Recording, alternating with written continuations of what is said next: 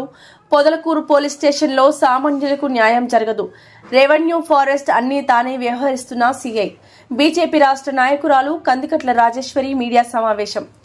గత నెల 26వ తేదీ మరుపూరు గ్రామంలోని తమ సొంత తోటలో జరిగిన 100 టేకు అక్రమ నరికివేత దొంగతనంపై ఫిర్యాదు చేస్తే దొంగలను వదిలేసి పొదలకూరు సీఐ శివరామకృష్ణారెడ్డి అక్రమ పద్ధతుల్లో కనీస బాధ్యతలు మా భూమిని ఫారెస్ట్ కేసు రిఫర్ చేశారు. అసలు భూమిని ఫారెస్ట్ భూమిగా ఆయన ఎలా ధృవపరుస్తారు?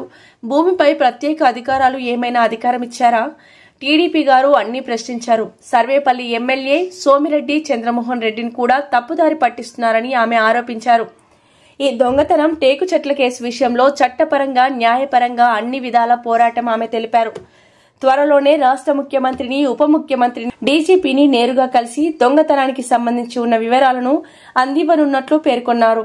మీడియా మిత్రులందరూ కూడా నా నమస్కారాలు తెలియజేసుకుంటూ, నా పేరు రాజేశ్వరి కందికట్ల. గత నెల 26వ తారీఖు నుంచి అంటే దాదాపు ఒక నెల పూర్తి కావస్తూ ఉంది. ఈ నెల రోజుల నుంచి కూడా ఏదైతే మా పొలంలో అంటే మా పట్టా పొలంలో కొట్టేసినటువంటి టేకు చెట్ల వివాదం గత నెల నుంచి స్క్రోలింగ్లో వస్తూనే ఉంది. న్యూస్ రూపంలో ఏదైతే వస్తూనే ఉంది. ఒకటి ఇక్కడ ఏంటంటే ఆ రోజు జరిగిన రోజు నేను 22-23వ తారీఖు అనుకుంటాను మన గౌరవనీయులైనటువంటి శాసనసభ్యులు సోమిరెడ్డి చంద్రమోహన్ రెడ్డి గారి దృష్టికి తీసుకెళ్ళడం జరిగింది. అన్న, మా పొలంలో ఇలా 100 టేకు చెట్లని కొట్టివేయడం జరిగింది.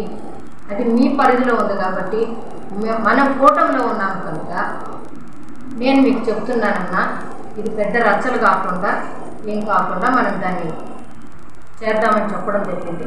వారు వెంటనే స్పందించి మీరు పోలీస్ కేసు పెట్టండి అని చెప్పడం జరిగింది. తదుపరి ఆ రోజు సాయంత్రమే మళ్ళీ మా జిల్లా అధ్యక్షులైనటువంటి వంశీధర్ రెడ్డి గారికి చెప్పి నాకు ఫోన్ చేయించారు. ఆయన కూడా ఏం చెప్పారంటే, అక్క ఇట్లా చెట్లు కొట్టేశారంట కదా, ఆ విషయం అయ్యి మన సోమిరెడ్డి అన్న మమ్మల్ని పోలీస్ స్టేషన్లో మాత్రమే కేసు పెట్టమన్నారు అని చెప్పడం జరిగింది. వారి ఇద్దరి సూచనలతోనే నేను పోలీస్ స్టేషన్కి వెళ్ళి కేసు పెట్టడం జరిగింది. 26వ తారీఖు ఆగస్టు 26వ తారీఖున కేసు పెట్టాను. పెట్టినప్పుడు ఆయన ఎస్ఐ గారు దాన్ని పూర్తిగా అసలు వేరే రూట్ మళ్ళించేశారు. అదొక అంశం. అయితే తర్వాత నేను ఆ రోజే చంద్రమోహన్ రెడ్డి గారి దృష్టికి తీసుకెళ్ళిన రోజే సీఎం గారికి, ఉప సీఎం గారికి, వివిధ ఫారెస్ట్ శాఖ వారికి అందరికీ కూడా నేను రిజిస్టర్డ్ పోస్ట్ చేశాను. తర్వాత వాళ్ళ ఈమెయిల్ ఐడికి కూడా పంపించడం జరిగింది. వారైతే స్పందించడం కూడా జరిగింది. వెంటనే ఫారెస్ట్ డిఎఫ్ఓ గారికి వెంటనే వాళ్ళు ఫోన్ చేసి అంటే దాని విషయాలన్నీ కొనుక్కోమని చెప్పారు. నాకు కూడా ఫోన్ చేశారు, మీరు ఎస్ఐ గారికి పెట్టినటువంటి కేసు పేపర్ కూడా మాకు పెట్టండి, వాట్సాప్లో అడగడం జరిగింది. అన్నీ పెట్టడం అన్నీ జరిగాయి. అంతవరకు ఓకే, బాగానే ఉంది. తదుపరి దీని గురించి రకరకాల కథనాలు మొదలయ్యాయి. దానిలో భాగంగా ఎవరో డేగా యశ్వంత్ రెడ్డి, ఆదాల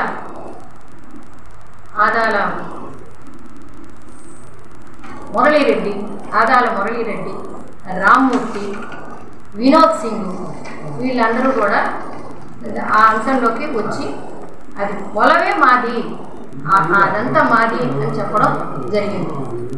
నేను మా పక్క పొలంలో ఉన్నటువంటి వాటి గురించి నేను మాట్లాడడం లేదు. ఆ విషయాన్ని మన సోమిరెడ్డి చంద్రమోహన్ రెడ్డి గారి దృష్టికి కూడా వీళ్ళు తప్పుదారి పట్టించారు. ఎవరైతే ఈ వివాదంలోకి వచ్చారో వాళ్ళు ఏం చేశారంటే దాన్ని తప్పుదారి పట్టించడం జరిగింది. నేను ప్రెస్ మీట్ పెట్టడానికి కూడా ఇన్ని రోజులు లేట్, ఎందుకంటే ఈ విషయాలన్నీ కూడా సేకరణ చేసే ప్రెస్కి చెప్పాలా అని చెప్పడం లేదు. పక్కన ఒక 11 ఎకరాల చిల్లర ఎంతో ఉన్నది. దానికి నాకు ఎలాంటి సంబంధం లేదు. నా పొలంలో నా హద్దుల్లో ఉన్నటువంటి తోట గురించి మాత్రమే నేను మాట్లాడుతున్నాను. అది కూడా ప్రభుత్వం నాకు సర్వే చేసి కొలిచి నాకు రాళ్ళు వేసిపోయినటువంటి ఆ హద్దుల్లో ఉన్న వాటిని మాత్రమే నేను అడగడం జరుగుతుంది. దానికి కూడా మన చంద్రమోహన్ రెడ్డి గారు ఫస్ట్ ఏం చెప్పారంటే, ఎవరో ముగ్గురు వచ్చారు దీనిలో, ఒకళ్ళేమో ఆమెమో నాదంటుంది, ఇంకొక ఆయన గుంటూరు నుంచి వచ్చి నాదంటున్నారు, నందా వాళ్ళు అంటే నందా ఫ్యాన్సీ వాళ్ళ అబ్బాయి అట రాము, ఆయన నాదంటున్నాడు. ఇలా వచ్చింది కనుక వాళ్ళని పోలీసు వాళ్ళని విచారణ చేసి ఎవరిది న్యాయంగా ఉంటే వాళ్ళకి చెయ్యండి అని చెప్పడం జరిగింది. చెప్పానని ఆయన ప్రెస్ నోట్లో చెప్పడం జరిగింది. సరే, అసలు అక్కడ ముగ్గురు, ఇద్దరు, నలుగురు ఎందుకు వస్తున్నారో నాకు తెలియదు. నేను నా హద్దుల్లో ఉన్నటువంటి సర్వే నెంబర్ల గురించే మాట్లాడుతున్నాను. నా సర్వే నెంబర్లు 637/3, 637/4, 639/1, 639/2, 640/1, 640/2 మాత్రమే నా సర్వే నెంబర్. ఇది మీ భూమిలో నుంచి 4వ తారీఖు నా భూమి అని తెలుసుకోవడానికి నాకు ఇచ్చినటువంటి పేపర్. ఇంకొకటి ఏం జరుగుతుందంటే, నాకు 806 నా ఖాతా నెంబర్ 806, తర్వాత పాత సర్వే నెంబర్లు, ఎల్పి నెంబర్లతో మీ భూమి పత్రాన్ని నాకు గవర్నమెంట్ వారు ఇచ్చిన పత్రం. అలాగే పాస్ పుస్తకాలు కూడా నాకు ఇచ్చినటువంటి దాఖలాలు కూడా ఉన్నాయి. ఇది నా భూమి కాదు అంటూ వాళ్ళు, నేనేదో వాళ్ళ భూమిలోకి వెళ్ళి వాళ్ళవన్నీ నేను అడుగుతున్నట్టుగా వాళ్ళు ఒక వివాదాన్ని సృష్టించి మన సోమిరెడ్డి చంద్రమోహన్ రెడ్డి గారిని కూడా తప్పుదారి మళ్లిస్తున్నారు. ఈ పోలీసు వ్యవస్థ ఎందుకు ఇలా జరుగుతుందో నాకైతే తెలియదండి. ఆ పక్క పొలంలో ఉన్నటువంటి వాళ్ళు, ఆ పక్క పొలంలో వాళ్ళకి ఖాతా నెంబర్లు 307, 752, 809గా కనపరుచున్నారు. ఆ పక్క 11 ఎకరాల భూమిలో వాళ్ళు కూడా ఎవరెవరంటే, దోనెంపూడి సుధీర్, అంగలకొట్టి శ్రీనివాస్, బొందరాజు రాజగోపాల్, కాసా భారతి పేర్ల మీద అవి పట్టాలు. మరి ఈ నందా ఎవరో, ఆ ఆదాల అబ్బాయి ఎవరో, మురళీరెడ్డి ఎవరో, దేగా వాళ్ళ అబ్బాయి యశ్వంత్ రెడ్డి ఎవరో కూడా నాకు తెలియదు. వాళ్ళందరూ వచ్చి రకరకాలుగా నీ పొలంలో ఒక్క చెట్టైనా కొట్టామా రాజేశ్వరమ్మ అని నన్ను ప్రశ్నిస్తున్నారు. అసలు ఆ పొలం ఎవరిదో అవన్నీ నాకు తెలియదు. నా హద్దురాళ్ళు చూపిస్తూనే ఉన్నాను, హద్దురాళ్ళతో పాటు చూపించడం కూడా జరిగింది. కానీ ఈరోజు కూడా వచ్చి ఏ ఒక్కళ్ళు కూడా పోలీస్ శాఖ వచ్చి ఒక్కళ్ళు కూడా సర్వే చేయడం కానీ చూడడం కానీ, ఆ స్పాట్లోకి వచ్చి అసలు దొంగతనం జరిగిందా లేదా అన్న అంశం మీద కూడా వాళ్ళు దృష్టి పెట్టకుండా వాళ్ళంతటా వాళ్ళు వివిధ రకాలుగా దాన్ని ముందుకు తీసుకెళ్తున్నారు. ఎస్పీ గారి దృష్టికి తీసుకెళ్దామని చెప్పి గ్రీవెన్స్కి వెళ్ళాను. అక్కడ వాళ్ళు ఏం చేశారు, పొదలకూరు సిఐ గారికి ఎండార్స్ చేశారు. ఎండార్స్ చేసినప్పుడు వాళ్ళు, ఆ సిఐ గారు ఎంత దారుణంగా ఉన్నారంటే అసలు అర్థం కాని అంశం, మహిళని కూడా చూడకుండా మేము పోయిన వాళ్ళందరినీ కూడా ఫోన్లన్నీ స్విచ్ ఆఫ్ చేసి బయటపడేయమన్నాం. సరే, ఓకే చేసాం, ఎందుకంటే అది ఎక్కడా లేని రూలు. తర్వాత నేను మాట్లాడే ప్రతి మాట రికార్డ్ చేయమంటున్నాను. అది కరెక్ట్ కాదు అని మేము ఎదుర్కోవడం కూడా జరిగింది.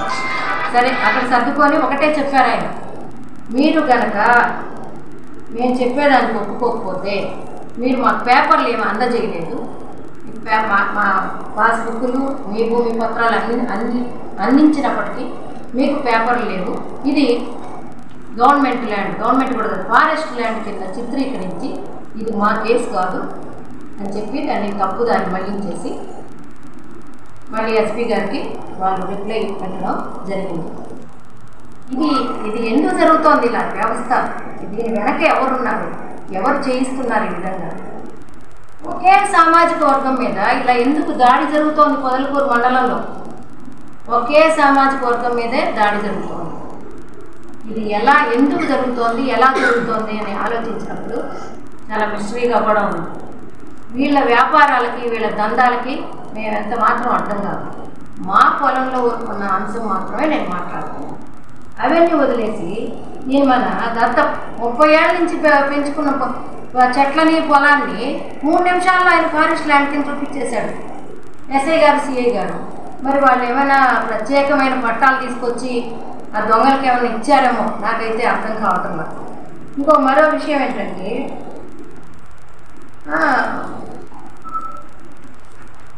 ఆ యశ్వంత్ రెడ్లు వాళ్ళ ఆదాల మురళీరెడ్డి, ఈ వినోద్ సింగ్, ఈ రామ్మూర్తి గారు నన్ను మీడియా ముఖంగా బెదిరించారు. ఈ రోజు నుంచి నీ పతనం మొదలవుతుంది రాజేశ్వరమ్మ, నీకు 6 నెలల్లో చూపిస్తాం అని నన్ను సవాల్ చేస్తూ మీడియా ముఖంగానే చేశాను. అది అయినా తీసుకోండి సిఐ గారు అని అంటే రాసి కూడా ఇచ్చాను. అవన్నీ ఎక్కడ పెట్టేశారో ఏంటో మనకు తెలియదు, కానీ ఇది నా కేసు కాదు, సివిల్ అంటారు. ఎక్కడ సివిల్ అవుతుంది? దొంగతనం సివిలా? ఎవరికి నేర్పిస్తారు? ఈ పొదలకూరులో ఏం జరుగుతోంది? నేను నాకు జరిగిన అన్యాయాన్ని అడుగుతుంటే పక్క పొలం గురించి మాట్లాడతారు. ఎందుకు మాట్లాడుతున్నారు? ఏంటి దీని వెనకాల ఎవరున్నారు? మరి గౌరవనీయులైన సోమిరెడ్డి చంద్రమోహన్ రెడ్డి గారు కూడా తప్పుదారి మళ్లిస్తున్నారు. ఎందుకు చేస్తున్నారు? ఏంటి దీని వెనకాల ఎవరున్నారు? అంతా కూడా రావాల్సిందే విషయం. తర్వాత దీని విషయమయ్యి నేను అన్ని శాఖలకి కూడా తెలియజేయడం జరిగింది. వారిని చేస్తూ ఉన్నారు. ఇది ఏమైనప్పటికీ కూడా పోలీసు సిఐ గారు చేసి మాత్రం చాలా దారుణమైన విషయం.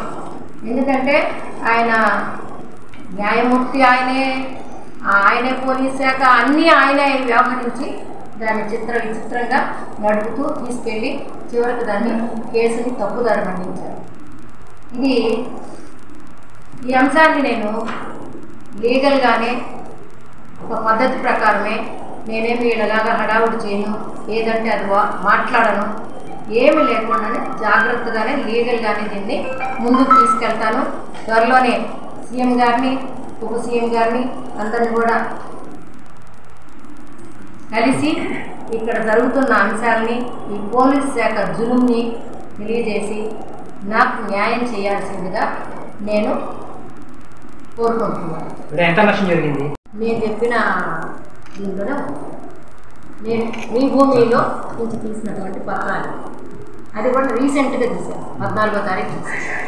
Okay madam. ఇప్పుడు ఏదైతే రెవెన్యూ ఫారెస్ట్ వాళ్ళని మీరు కల్చర్ చెప్తున్నారు, ఇప్పుడు మీరు సిఐ గారు కూడా ఇది రెవెన్యూ నేను కలవలేదండి, రెవెన్యూ నేను కలవలేదు, ఫారెస్ట్ వాళ్ళు కలిశారు. ఫారెస్ట్ ఇప్పుడు సిఐ గారు ఫారెస్ట్ భూమి అన్నాడు కదా, ఫారెస్ట్ వాళ్ళని ఏమైనా సిఐ గారు సంప్రదించాడా, కావాలని చెప్పి అన్నాడు అంటారా?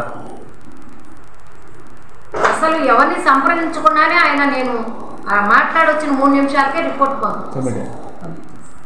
ఫారెస్ట్ డిపార్ట్మెంట్ నేను లెటర్ పెట్టాను డిఎఫ్ఓ గారితో ఫోన్లో మాత్రమే మాట్లాడాను. తప్పకుండా మీరు పెట్టారు కదమ్మా, దాని వ్యక్తులు ఎవరో తెలిస్తే కేసులు అయితే మేము పెడతాము.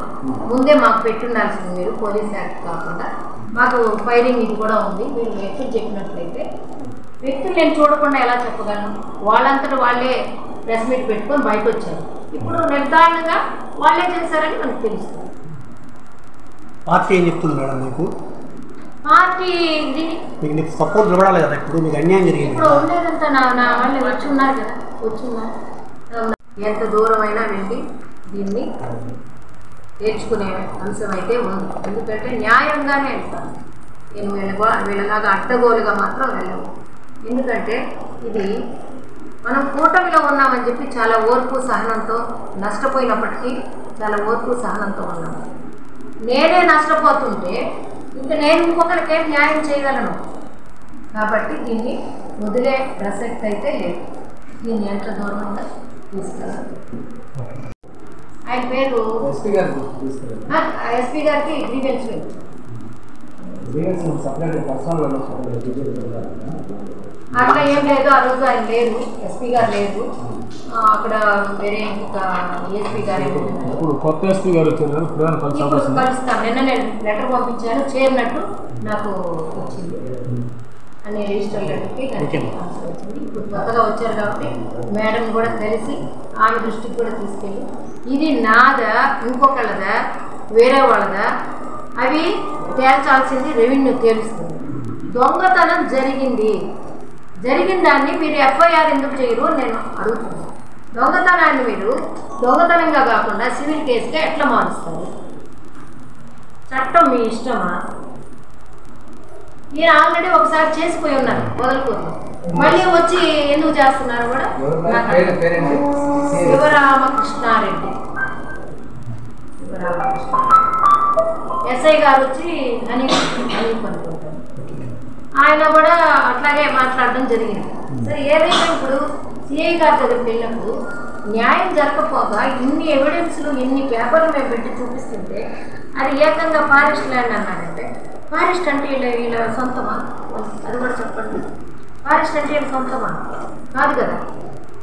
మరి ఏమైనా పట్టుకోమని సరే forest land government land okay, ఆయన అనుకునేది కాసేపు నిజం అనుకుంటే మరి ప్రభుత్వాన్ని అంటే ఎవరివి?